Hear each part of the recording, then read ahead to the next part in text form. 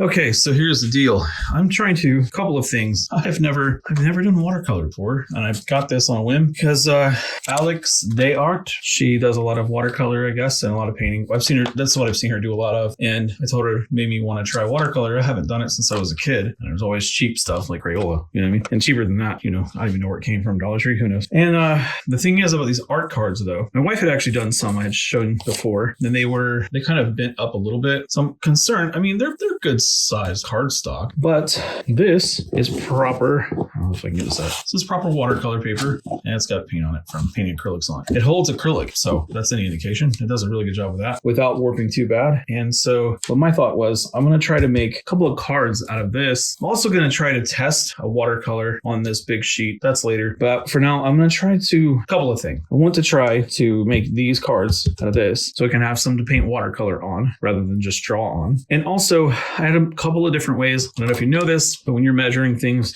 you always want to make sure your stuff is calibrated. And I know science engineering stuff, but still, it suggests that this is 2.5 by 3.5, which I know no machine is perfect. Now, using this beat up tape measure, which is ancient, it's, you know, normally you don't usually want to use the end. You know, that's just for approximation. If you want to use a little more accurate, go to the first line that you can. And you can say it's like an 16th of an inch off, more or less. And then I went this away, and I don't know if you can see that on camera very well, but that's actually pretty accurate on 3.5, just a little over. And that's using this. And so then there's a reason I'm doing this. Then I measured with this one, and you just want to use, if you use something and you know what it is, how it's calibrated, then you can just keep using it and it'll all be the same size. And again, on this one, this is the same thing. It's a little bit longer than the 3.5 and a little bit, I don't know if you can see what I'm saying, 7 here in the front. So I'm just doing, and that's supposed to be 2.5. All right. That's quite a bit over 2.5 more. Yeah. Using the bottom, you can see it's just a little bit over. I know that's a parallax effect, but somewhere just maybe like a 16th of an inch off, something like that. And just to be sure that it's not the measuring devices, this is my wife's. I actually got this because of school. It was a physics thing. And well, yeah, one of these we were given. I think it was a different color. I don't know if it's the same one or not. Nonetheless, this is pretty close. I'm basically reading the same thing. It's just a little tiny bit off. And I'm measuring from the one. So it's not exactly 2.5. It's like 2.5 plus a 16th. So what is it? 2.92 and 9/16. And then this is just over that inch and the 3.5 to 9/16. It's the same thing. It's off by a 16th of an inch. Now expect that when they're milling and they cut paper, they cut it with, you know, saws and stuff. So I imagine that's going to happen. But nonetheless, it's pretty close. I just wanted to see how accurate I could get it. So if you go exactly 2.5 and you cut over, you should be fine. Or, you know, you could always just do this, line up a pencil, mark it down and cut it. I didn't bring a pencil, did I? So here we have it. Oh, by the way, it's actually cold out here today. We're much later. All right. So what I was going to say is, if you just line this up, now I know I'm not going to have, some of this is going to get wasted. That's fine. I mean, I'm not using this watercolor paper. It was my wife's. She uses it for a marker and things. She wanted to do watercolor. She just hasn't gotten around to it. So she a busy bee.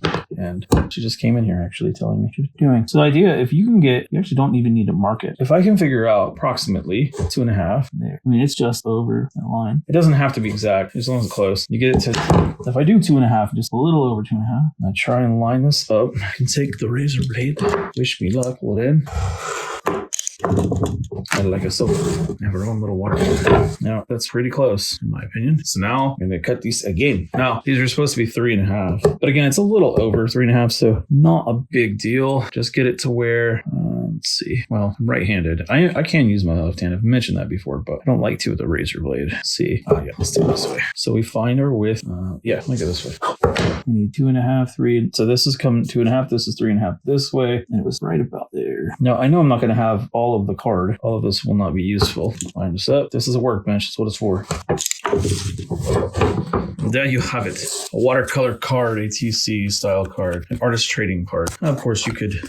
There you go. And that's simple. Simple as that. Now I have something to watercolor on. Do one more of these. Gonna use this one sheet, and like I said, I'm gonna do this for the rest of them. Let's do that again. Which way did I do that? This way. Wait, I'm trying to remember the way I was doing this. There we go. So, yeah, use the same side if you can. Don't be a doofus, not use it right. The wrong side. You want to stay with the same measuring. Hopefully I did. Hopefully I didn't screw that up. But you want to use the same side because it might be calibrated a little differently. Nothing's perfect still, as long as I can get close. I don't have a cutting mat, so that's what I'm using. But this thing it's 1/2 inch, 3 or 7/8 inch ply. It's got a ways to go. There's these guys, and Yeah, that was a little longer. See? Yeah, it's cut too short. Well, it is what it is. Practice makes perfect. Let's find out. I'm getting hot. Yay. Yeah, don't be a doofus and do what I just did. See, again, I cut with this side. I don't think it's the same. Whatever.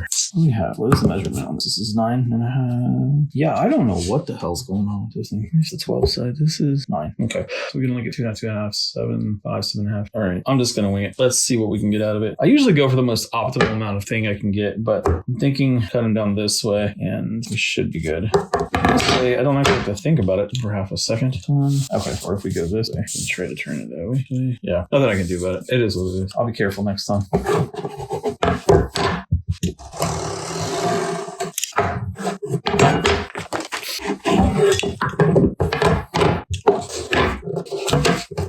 There's this 3. Let's see if we can cut one more out of here. Some of these 3 are this one's a little short. That's okay though. I'll use it for something. Should get this set up. 3.5.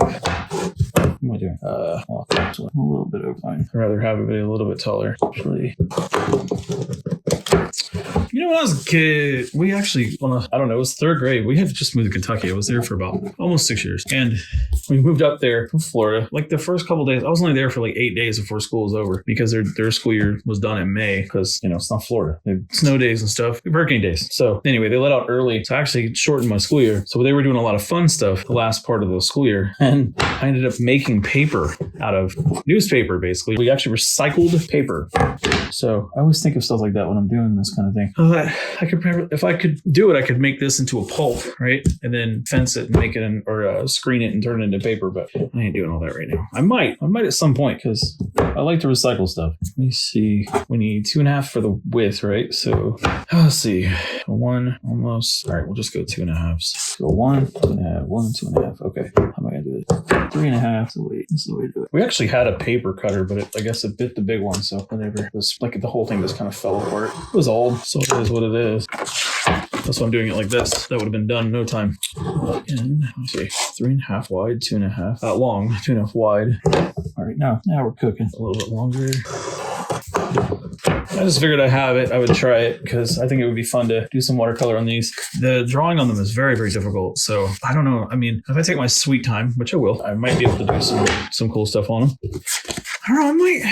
I might end up using this one. I don't know. Let's see. This could be a trial run, right? Why not, right? Watch me paint something I actually like on it. There's these 2. So I can always test those out too. Just to use them as like a, well, test because I don't know what I'm doing. We cut the rest of these out. See what we have left. 7.5. That's close. 2.5, 5, 7.5. Well, it's really close. We go 1, 2, or we go 1. So I'll do it that way. Cut here to the half, and we'll have an inch. We'll see how much that one. I guess not. Let's see. Let's do 2.5. 2.5 might be the better bet. Let's just do that. Again, I'm trying to make the best of this. I also want them to fit. They're relatively straight. And that's 3.5. That's the length, right? That width. Did I do 3.5? Oh, 2.5. 3.5 goes here. Oh, lose my mind. I swear. Dude, this is about right at 3.5. What do we got left? Oh, you bastard. Very close. So these guys are all kind of smaller. So I did the best I could. If I was careful, I would have gotten more out of this, but that's okay. We got four of them, I think. Oh wait, this one's a little long, or a little wide, rather. So this is the height of this one. Yeah, it's just a little wide. Okay, I'll see what's going on. Can cut that off. Come on now, gotta be smarter than the paper. So now we're working. There's that. So then, assuming these are all the same size. Aha, not bad. Let's see. We got 1, 2, 3, 4, 5. I got 6 cards. I mean, a stack of that paper I think was like $12 or $13. I think it was like 40 or 50 sheets. I'd have to actually look. These are really cheap. They're $1. These are 99 cents for 25 of them. Go buy these to draw on. I just have this left over, so I figured we have some of this watercolor. This is a small watercolor set, so I figured that'd be the best way to try it on this. But I don't recommend. I don't recommend doing it that way. Don't do what I do, okay? You do what you want to do. I'm just showing you stuff in case you find it useful. Maybe you didn't think about doing it or something. I don't know. I'm just sharing ideas. Oh, that one's short. All right, it's fine. So then what did I have? 1, 2, 3, is that 7 of them? Not bad. Something to work with. So I figured that's plenty enough to try watercolor on these little things. And because again, I don't know how well this is going to hold water. I will test it. I will try watercolor in here because I like to experiment. Yeah, I like to see how things are going to hold up and see. I mean, is it worth your money? It's $1. Yeah, it's worth your money. But I don't want you to have, it would suck to draw something on it that you really love, go to paint it, and it just falls apart.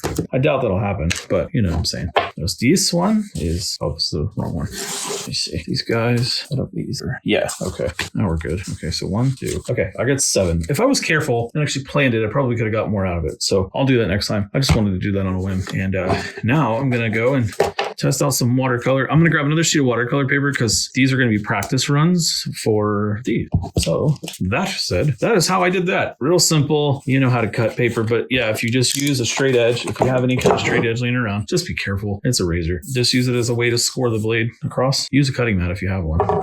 And be careful. But otherwise, it's an easier way to, make your own. Grab cardstock and make it. It's not expensive. I mean, those aren't expensive anyway, but that way you can have watercolor, or you can have vellum paper, or whatever you need in the size you need it in for these little trading cards. So that's it for now. Yeah, it's a shame. I could have got more out of this. I'll be careful with it next time and I'll double check. But until then, that's it for this one. And then I want to try this watercolor paint. I'll let you know how it goes. Peace.